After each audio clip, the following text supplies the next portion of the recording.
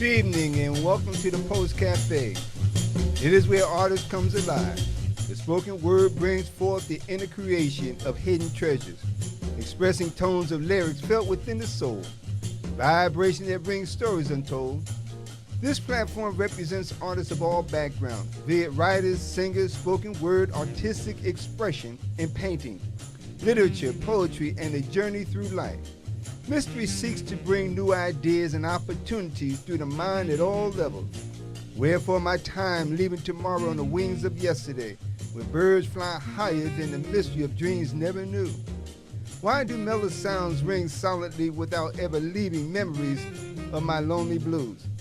We walk by the calls of nature, sing in harmony, pray for the love of the skies, and dance with the stars like a feminine ballerina gazing across the stage in her soft-toed ballerina shoes. Welcome to the Artists of Poetry Cafe show, Poetically Speaking, hosted by Terry Benjamin and Ron C. McCrae. As delighted as we are, we can't wait to engulf a new wave of presenting this platform to our audience. So, sit back and enjoy. Don't forget to subscribe and hit the like button. Now, let's get started. Yeah, let's get started. This is the Poetically Speaking with Ron and Terry here, and I really would be remiss if I didn't mention what happened last night. You know, we were at the Broadway Public Library, and we had a really good time. We had some of our veteran poets, but we also discovered some new poets, and those who came out were very receptive to what we had to present, and we thank you. We thank the Broadway Public Library for hosting us, and we also thank for those who came out, and some of those who came out will be guests on the program. Just to let you know that we really take our community very, very seriously. You know, again, we thank you for tuning in. You know, on Thursday and Sunday, and we really appreciate that. So we thank you for coming out to the program. We thank you for watching this evening. Today's agenda is Higher is Waiting. And it's really based on the thought from this particular book by Tyler Perry, which entitled Higher is Waiting. And the concept is the fact that, you know, there's other levels of our living and our success. And I just want to read here. This is from the book to explain the concept a little bit more. And this is Tyler Perry. He says, ever since I was a little boy, I've known there was something greater than myself, something bigger, something stronger, something higher. This holy force was protecting me, loving me, and keeping me close. It was helping me live through physical pain and emotional heartache, and guided me to envision and believe in extraordinary possibilities despite all the challenges I faced in my life. It was revealing insights into the connection of all souls. It was pointing to the generosity and beauty of nature's gifts. It was offering unyielding hope. It gave me faith so strong that nothing, not human being nor horrendous event, could destroy it.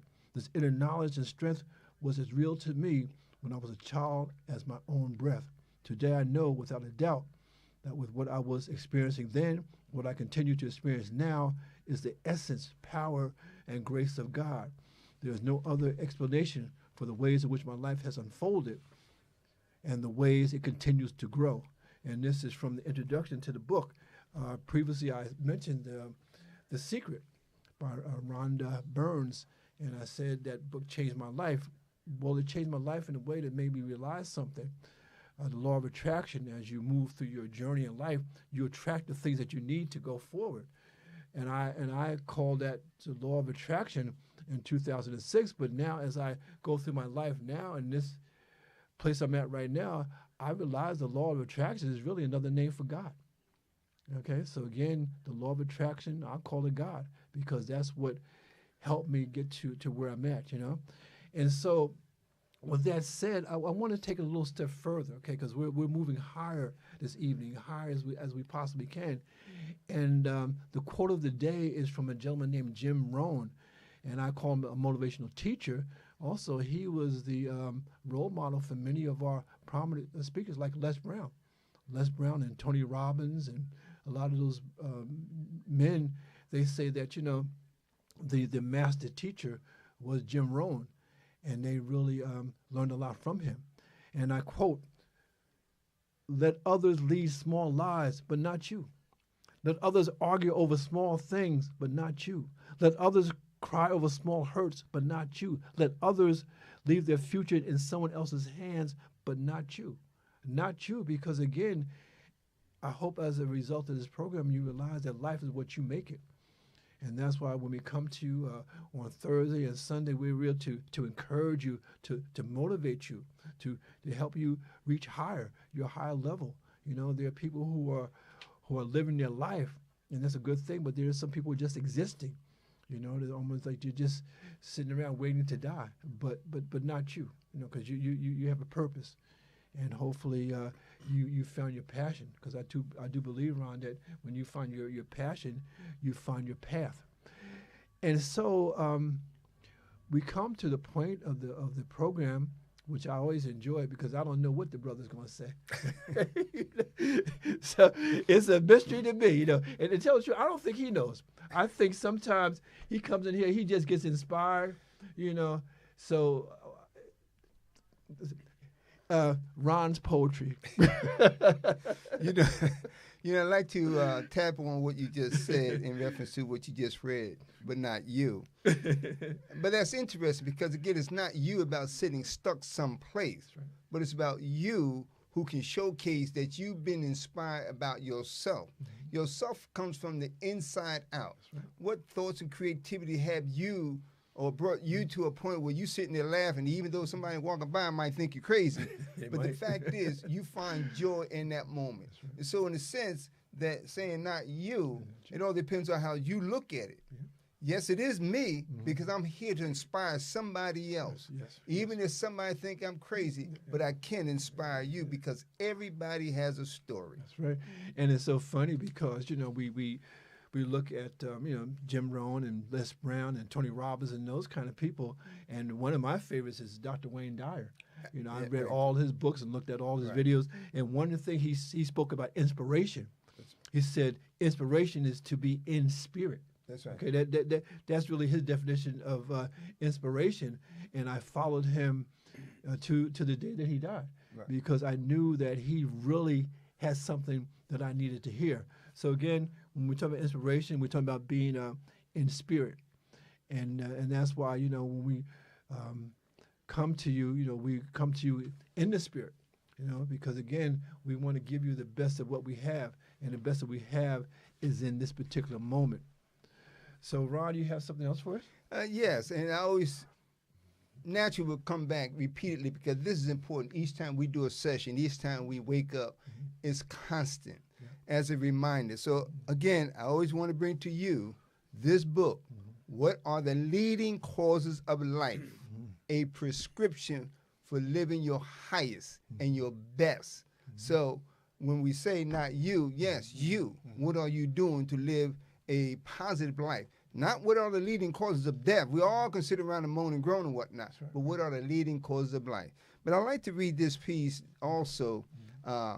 It's a continuation, and we will continue to bring forth new thoughts and ideas how you see this information. And the title of this is A Moment of Consciousness. Yes. Defining consciousness is pivotal in rendering one's thought beyond self. Where am I? Time passes through the wind tunnel, traveling in many directions without the answer to its whereabouts or purpose.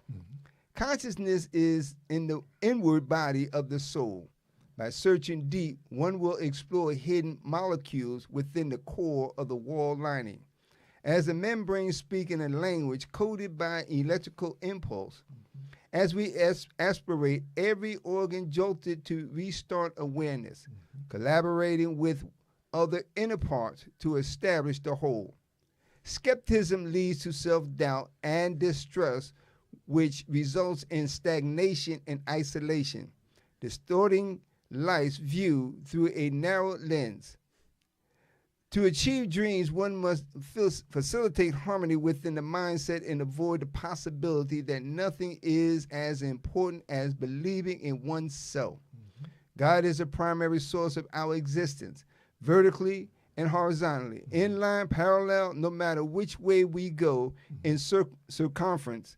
Time is always there to receive and guide our pathway on this lonely journey.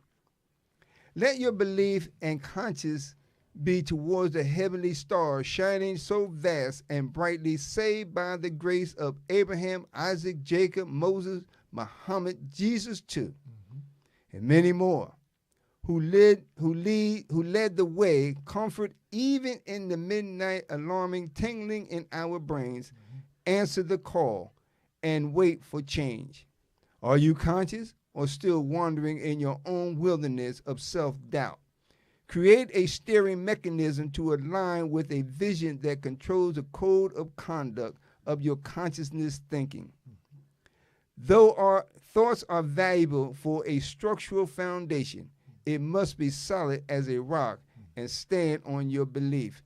And as we move forward, we'll continue to expound on a lot of these points. That's a beautiful thing because, again, a conscious mind is a terrible thing to waste. We got to keep our and it's so funny, because we always talk about feeding our body, but we have to also understand we're feeding our mind as well. And I know for myself, I read books to feed my mind, but I also meditate. I also write. I also speak, and so all these things are helping me. And again, I think what you said in that poem is that it is a conscious thought. It's something that you have to think about. It just doesn't come to you, And then really, in that respect, we have a very special guest today. And Ron, I'll let you introduce our brother. Yes, as we always say, and this is part of who we are, regardless of anybody and everybody that come here or who we pass along the way may have title and position, but we're not about titles and positions. That's material things. That's artificial. But what we are doing and continue to do, as we always say, identifying a sister and a brother.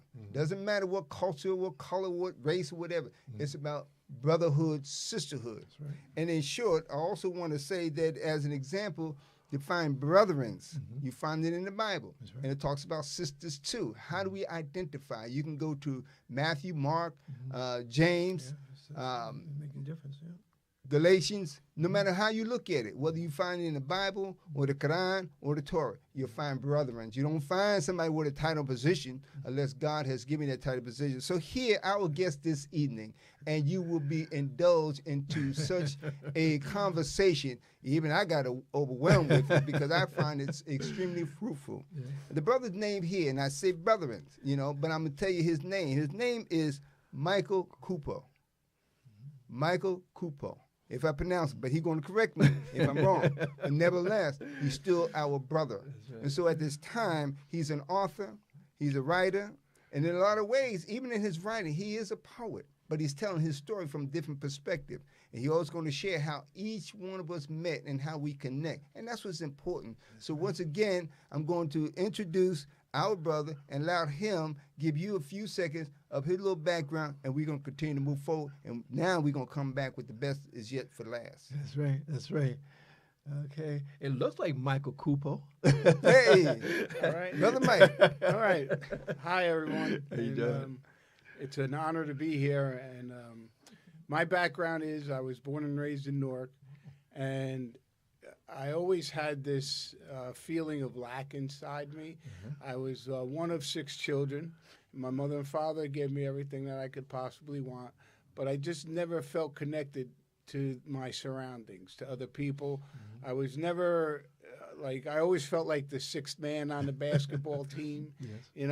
I was a good athlete, but not good enough to start, and I never could accept that.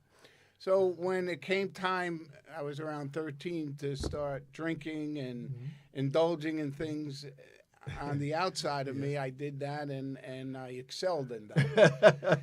That took me to some very deep places where I got into some trouble and things. Nothing really major, but I was continuously seeking that substance, some kind of substance to medicate myself, so I didn't feel that feeling of inadequacy. And this happened, say, between 17 and 27. I was always I used some kind of substance, and gambling was in it. And I went to a rehab and got at, I stayed sober. I had some struggles, but I stayed sober at 28, and my story is about what happened after 10 years of being, or 18 years of being sober. And I got addicted to pain medication. And what happened to me is I knew better, but I still did it. And I had to get off of this stuff. And once I did, to make a long story short, I had an epiphany that turned me inward. And how I say it is for the first time in my life, I said, I have met the enemy, and it is me. And by that inward looking, and Ron kind of touched on it, that's what opened up the doors for me to stop being mesmerized by this self. And in my book, It's Monday Only in Your Mind, I talk about this I self. And that is what the culprit is once we're really looking, everything was about me, the me mind. And until I was able to see that and realize that and go beyond it, nothing really was going to change, no matter if I was drinking or not. It was the behavior, it was the consciousness, as Ron was talking about. And you don't get to that next level of consciousness if you're stuck in the world and stuck in the I self, the self. It's just an impossibility. You might have glimpses, but for the most part, you're immersed in that self, and it's a very destructive force, because it's all energy. And if your energy is in that circle of self, what's going to stop it from you getting out of it? It's the snowball going down the hill thing. You know, it's a heartbreaking thing because most people don't know about it. You know? And the thing is that I love the fact that that you went through that, but you've come out of that. And I think much of that is really in your book. You know, the book that you just mentioned, it said, it's money only in your mind. You are not your thoughts. And basically, I just want to, this is from the back of the book. It says Michael Coupeau thought he had everything he'd always wanted: a beautiful wife, 2 wonderful children, a nice house, and a great job. For all outward appearances, he made it. He should have been one very happy person. But Michael felt he was not good enough ever since he was a child. And as an adult, he found himself addicted to drugs, alcohol, and gambling. And his behavior was killing him and harming those he loved. In this inspirational book, Michael shares a story of his journey of inner discoveries with all his false starts, roadblocks, relapsing, and ultimately an overwhelmingly uplifting state of surrender, acceptance, grace, and personal peace. Equal parts memoir and easy-to-follow guide for personal growth, It's Monday Only in Your Mind offers a startling fresh interpretation of the 12 steps used by many programs. Here is a valuable toolkit for anyone interested in enhancing their spiritual life, repairing their relationships, finding calm, and attaining an inner sense of well-being. Included also a dozen of Michael Coupeau's original daily messages, which he shares via text message and email with his ever-expanding circle of support, a growing community of fellow seekers around the world. It's Monday Only in Your Mind explores life's deepest questions as well as recognizable real-life issues facing everyone. Whether you want to enhance your spiritual life or not, it holds the vital power to transform all of our lives each day in the most profound of ways. And so again here, this is a book that we read, that we enjoyed, and it's really an honor and a privilege to have the author here with us so he could expand upon these ideas in his book. And I thank my brother here because he met someone who met Michael, and then you met Michael, and now I'm meeting Michael, and community, you're meeting Michael. And you know, and that's what it's all about. That's what we talk about, the collaboration. You never know who you're going to meet, when, where, and how. You never know somebody's story until you just have a moment of hello, how you doing? How's everything? I see, I like whatever the case may be. So I met Michael through another brother how he met, and I met that brother who Naeem Muhammad in the park because he was playing the flute. That's right. So I was inspired, and then he told me his story how he got the flute from somebody. And so here, when I had a conversation with Michael, we were talking for 2 hours. Yeah, because Michael gave Naeem the book. Right. You know. And one thing leads to another. Here, my brother right here, Terry, and then he get the book because I shared the story with him, and now he had the opportunity to meet this person, this brother in person, the author of his story, and we're going to continue to listen to who he is. Yeah. And Michael, I guess my first question, you know, and again, you know, is so many deep concepts in the book, so many things that we can look at, but I guess what I want to start with, you know, and this for me was just so illuminating and enlightening because, you know, we get stuck. We get stuck in different patterns, you know, and you sort of open it up right from the beginning when you talked about conditioned mind patterns. What is that? What do you mean by conditioned mind patterns? See, what happened, what my realization was is that there wasn't anything I could have done in my life different. Because good, bad, or indifferent, society molds us. You do become a product of your environment. Okay. And what happens is because we're not really taught at an early age to find your true self, true spirituality. They don't teach you how to meditate in school and things like that. So what happens is you become programmed. And you know, depending on the type of environment you have, depends on the type of programming you have. So what happens is it gets deeply ingrained in you, and you act in ways that it's not really beneficial to you. You're acting like you're a puppet on a string with the puppet master being your conditioned mind. Yes, So there's no way to really have any awareness of this until either something drastic happens to you, and that's why I write and do what I do. Is I'm hoping that people don't have to go and hit a bottom to see that, because you don't necessarily survive those bottoms. I grew up in Newark, like I was saying, and many people that I know who were younger than me are not here anymore. I was blessed by the grace of God to be here and to have a purpose to carry my message, you know, of what happened to me. So what happens is you got to really get to a point where you want to start looking inward and seeing if your behavior is truly beneficial to you. And if it isn't, what can you do to stop it? Because it's only the conditioned mind. Look, a person becomes a hitman in the mafia. He's conditioned to do that. That's right. You know, and it really does. It really is a product of your environment. You know, the key to that is learning to love yourself. Okay. And to be shown love. And when you're shown love, a lot of that destructive behavior doesn't happen.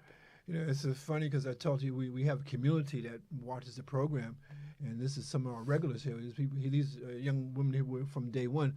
Pat Hughes, she says, "Good evening, gentlemen." And Dina Robinson, she said, "Good evening, Terry Benjamin and Ronald. I'm listening. How are you, Michael Kupo? Welcome to Poetically Speaking." So you've been welcomed by the community. Oh, thank you. That makes you authentic here. They like you.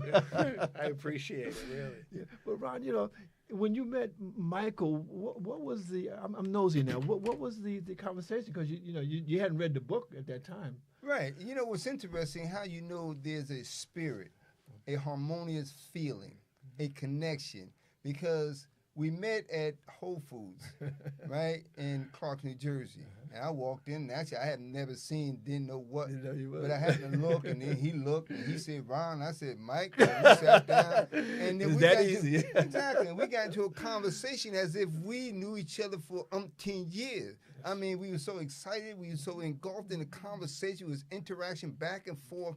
That's the connection of the spirituality of somebody.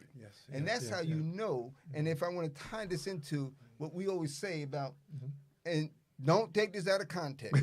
Please don't. From Please trash don't. to treasure. Yes, yes. But because too many think that I'm nobody, so you're really putting yourself in a trash can. That's right. But that's not true, because there's treasure in that trash can, even at the bottom.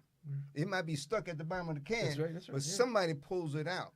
And so again, the collaboration of the conversation that we had, Mike and I, it was so overwhelmed. I mean, I was engulfed in it myself because he shared, and the flow of it was so inspiring. And that's why when I called you, and I shared with you was the same excited. energy. Yeah. You got. And I said, let me go to Amazon right quick and get the book. But Michael, again, I thank you for this book. But the thing about the conditioned mind is that most people think this is the way we should go. Okay, you go to high school, you go to college, you get married, you have the children, you have the house. You know, that's the road that they paid for us. Yes. Okay, and then you have the audacity to break out of that. Now, where did you get the courage to do that? Because you could have stayed in that same pattern, right? And people would say, well, you know, that's the way life is. Yes, but it is the spirit, as Ron touched on. I don't take a lot of credit for what happened to me, because I'm the instrument. Okay. What happened to me, it was an eye-opening experience, because I had it all, and yet I was still reaching for things on the outside of me. Okay. And that's what the whole point of anything is. There's an addiction is to anything. We're all addicts. Yeah, we just use different things. Yeah. And a society wants to just address the major ones that kill people. But how about just the sugar, or just the fast food, or and it's very, very subtle, the conditioned mind. It's so subtle that that's what keeps people entrapped to it. So my inspiration is that I had this awakening that showed me this, and I feel I have an obligation to pass it on to people, and that spirit was awoken in me, and everybody has it. I'm not special. I was touched by God in a way, but not in a way where it was a white light experience. It was just an educational thing, and everybody has that in them. You just have to get beyond the conditioned mind and stop the merry-go-round mind and take a step back. That's why I talk about, like you were talking about, the meditation and stuff. That's why it's so valuable. Really, people have a similar spirit. Another one of our regulars, she said, you know, say so. You know, say so. And again, and it's an agreement. And again, and I'm like you, love the whole concept. You said you got to quiet your mind. You got to, in that stillness is really where we find the answers. But last year, the key was the awakening, you know, it wasn't a light that knocked you off your horse, you know, but it was. And my question to you is that, in terms of meditation, it should be 10 minutes or 20 minutes or 30 minutes? Is there any particular time? Is it specific? Yes. My tools are the tools that put me in the moment. Okay. Just if you just use the sensation of touching your fingers. Okay. That sensation of touch, you don't have. Ever you can use something, and as we were talking before, when you use, I like to use Tibetan bowl music, because you can't listen to, and that discipline is what allows awareness, so you can become aware of the conditioning. Right. And once you can become, but if you don't have that awareness, if you don't have the tools to develop that awareness, you're not going to know that you're holy. And what did you get from reading his book? Why was he sort of inspirational to you? Well, he was inspirational because that's why I went to programs, and like I said, nothing against anybody. But what happened with Eckhart Tolle, and I read a lot, is after like 2 years, I saw that they all pointed when I started to really sit, and that's when the awareness started coming, and I just had, like, first time in my life, I was becoming aware of my behavior and how destructive it was, and how it was, like, so. And to break that hold, just because you become aware, it doesn't go away overnight. Overnight, right? But you keep at it. You keep. Dina Robinson, she says, late in the midnight hour is when you get your answers from God. You know, because some people say, You know, even with that, which is so true for many, and everybody. See, the Spirit moves in multiple ways. The Spirit is like, but I just want to present some topics because this conversation is so deep, so wide and vast. I mean, we don't have enough time. So I just want to say, for example, and the addictive personality, understanding the addictive process, compulsive behavior, and self-deception. This is what we talk in here is centered around corporate, but the corporation is you. You got employees inside of you. Who are your employees? Who do you talk? Again, there is so much because everything that Brother Mike and Terry and I talk about is tied into one. And we don't have enough time from you as we see, and your comments are so important. Yeah, it is. You know, again, you know, we have the segment of Mind, Body, and Books, and this is a special to page 92. And I like the way you break it down into the different subheadings. And I just want to share that helped me in the beginning was one that my wife gave me. The name of it is Awakening to Your Life's Purpose, A New Earth by Eckhart Tolle. From this day satisfied. When it did get satisfied, it was time to move on and try to acquire the next satisfaction. It seemed to me that I had to obey, but it was only because male or female. It was such a valuable wealth of information. It gave me the ability to understand the false power of my I self. This is so hard to forgive ourselves. Why is that so hard? You figure, I mean, you got control of that, right? Yeah, well, the problem is because I only did what I was conditioned to do. Yes. It doesn't mean I'm not accountable. No. But that's how understand that. Just think about that. Mm-hmm. Well, I did what I did because that's how I was conditioned. Mm-hmm. All of a sudden, now you want to make it go round and round. See, the ego energy, the I self energy is powerful. And the more that you can become aware of it, the less conditioned away, and I'm done with that. Let it go, right? And then once it comes back, you say, no, I dealt with you already. Yeah. Well, that's a beautiful thing. You talk about, not so much in this book, but, you know, in our prior conversation, you talk about the 4 principles of the conditioned mind. And could you go into that? Something I developed that I was in a gym one day, and Miguel Ruiz has the 4 agreements. Yes, Byron Katie has it's what I put the first line is, if there isn't a process in place to understand why one thinks and life will be lived as if it's a game of chance. Okay. And what the 4 principles are the first one is the principle of then there's the first principle, because you have to do that. Yes. And able to go beyond it. Yes. You'll never be able to go beyond. As human beings, we're energy. That's all we are. Mm-hmm. So what is the energy that you know you're holding on to? What is different? You know, you don't go to a restaurant and order something that you don't like. Right. like where does that come from? Right, because it's the thought, and the third principle is the realizing. Once you can understand that and you realize that you could still order that. So what's beneficial to you and what isn't? And then that's the third principle, is the realizing, and the fourth one is the practice. Once you need to put something in place where you can go beyond it, because you can't get caught in your thoughts because it's just energy. Yeah. So you could just go around, because that's, from my experiences, that's where the awareness came in. That's where the mind started to settle, and that's where the awareness came in, because I'm okay with who I am in the moment. And the more that the discipline that you can develop, the less, no, I'm not going there.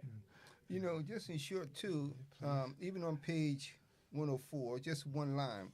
And on this page is understanding myself, as you just expressed. My thoughts were still going round and around in my head. And that's so important because, again, as you express and as you continue to express and teach us and show us, because it's a reality looking for freedom.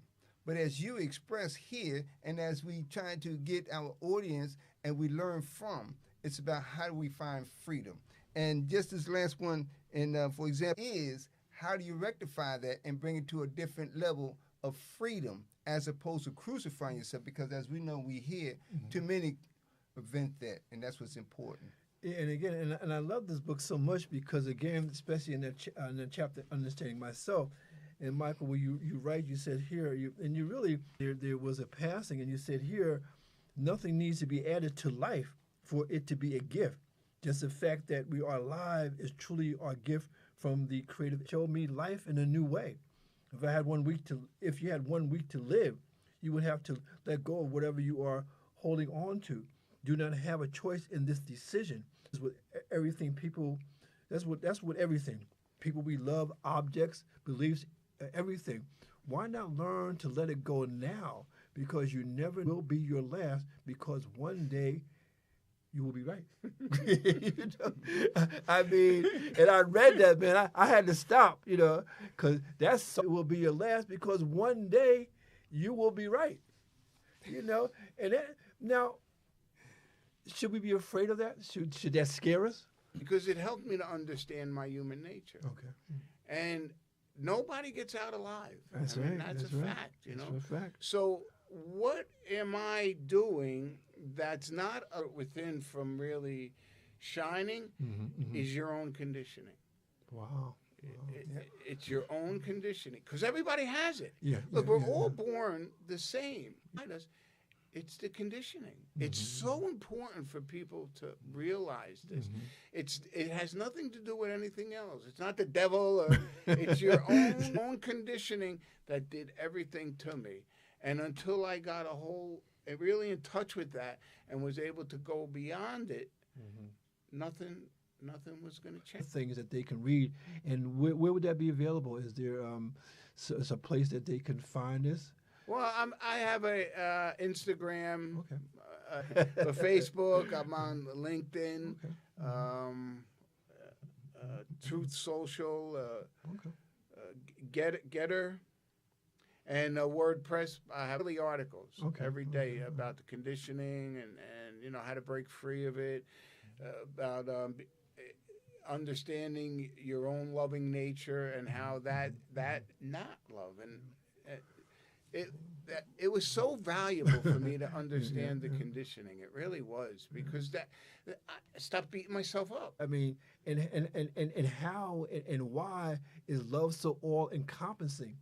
Because you say love as if that's the answer to everything. Imagine if everybody was putting out the energy of love. Okay, I love that.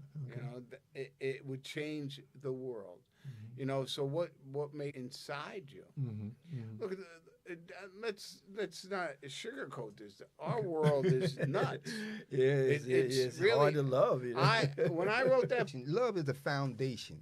Love is the foundation of life, and all those who listen, whether again the Bible, the Quran, or the Torah, whatnot, got to love one another. God so loved the world, he gave his only begotten. What are you giving up that you will sacrifice to have a greater life? That's what's important. Pointed to those who are fighting with a mental state on their condition. But outside of that, the ones who have control over your condition, you create a condition. The only condition you're doing is holding yourself back from following your dreams and aspiration, inspiration. That's no matter how you look at it. Freedom. Freedom is love. Creativity, as we... I think for some people, they have this thing that life is just to be chill.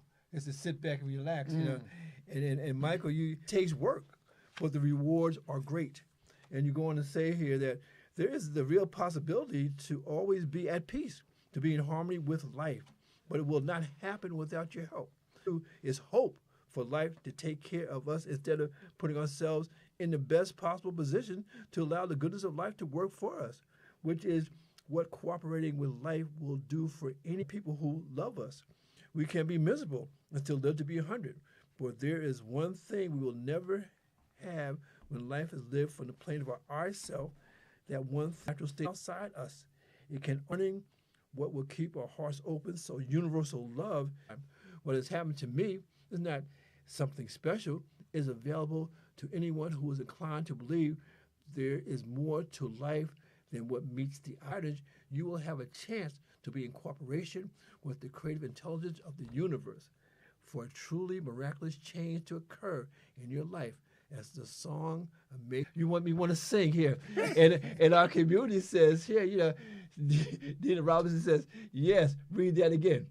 The reader says, life is so interesting to write your thoughts in this book, and community. Now realize we've just gotten to half of the book. There's another half on the spot, and Michael, I want you to come back. Okay, I want you to come back because I wanted to get into these 12 steps to freedom and interpretation, and what I want you to actually get that, because you talk about universal love and the creative. Because it gives you honest way and to ask yourself questions, and because as you mentioned before, there's so much delusion that goes on. Yes. But the 12 steps actually it gives you a clear-cut direction on how and clear the way so your heart opens more and more. The more that you go through those steps, the more your heart's going to open until you get to step 11. It's so funny as we go through our program, it comes to the point in the program where I said, you know what, we only have 10 minutes left, and it's went so quickly. And then and so he has 10 minutes to wrap all this up and let us know how we can apply. Even we had thoughts and whatnot. So I want to say this firsthand. Outside the books, yes, we as a people. So you heard me. That's right. You heard it here first. And this brother right here. So when you get the call, answer it. You got thing too. The Poets Cafe. Is where artist comes alive. The spoken word brings forth the told. That's what we've been talking about. That's what we've been talking That's about. what this is all about. And again, it's not about the time frame of trying to squeeze it all in. It's about planting the seed. Many parts, one body. No matter how you look at it, everyone at the sound of our voice, our guests, we're telling you to do that is to continue to on our journey and connect with, because you don't know somebody else's story until you share your story. And somebody, you'd be surprised, like-minded, early, how we connected and met one another. It's all about that. You'd be surprised, the joy. But the whole thing is bringing that hidden treasure out of you. Again, we will continue to move forward because that's who we are, poetically speaking. Yes. And again, as always, we encourage you to express yourself with people. And Ron was encouraging them to write poetry. And they said, well, I don't know how to write poetry, but try it. Just put your thoughts down on paper. And there are a lot of people who have millions of thoughts per day, And if you just put some of these thoughts down and then really, like Michael said, actually, to plug into that every Thursday from 6 to 7 and Sundays from 5 to 6. And as I do is that after the program, I try to respond to some of your questions or comments. So keep those comments coming. Make sure you subscribe. Tony McQueen, he said, good evening, everyone. Good evening, Tony McQueen. Again, one of our day ones. He's been with us right from the beginning. And we started this in January. So every time we come on the air, we're writing a new draft. And as we write each new draft, it gets better and better and better. And as we attract people to the program like Mr. Michael Kupo, and that's why I want him to come back, because again, we have a reason for you to come back, so you can really hear what we have to say. And we always recommend different books, and it's always good. I tell Ron even better thing, And I got 5 minutes. I'm gonna give that to you. It's interesting because again. This is not a counseling. All of us at all levels, regardless, rich, poor, black, white, whatever the case may be, all of us are struggling with something. but there's something is not the anchor around. It's based on what you create. You put it around your own neck. You hold yourself down, as opposed to writing up and saying, "Look, I'm free." That's right. You know, hey, hallelujah. Poetically speaking, it's all about. Everybody has a story, and we look at it, we listen to it, we feel it, and we untwine that. Hey, thank you, Michael. Thank you, Ron. Thank you, community. And we will see you next time.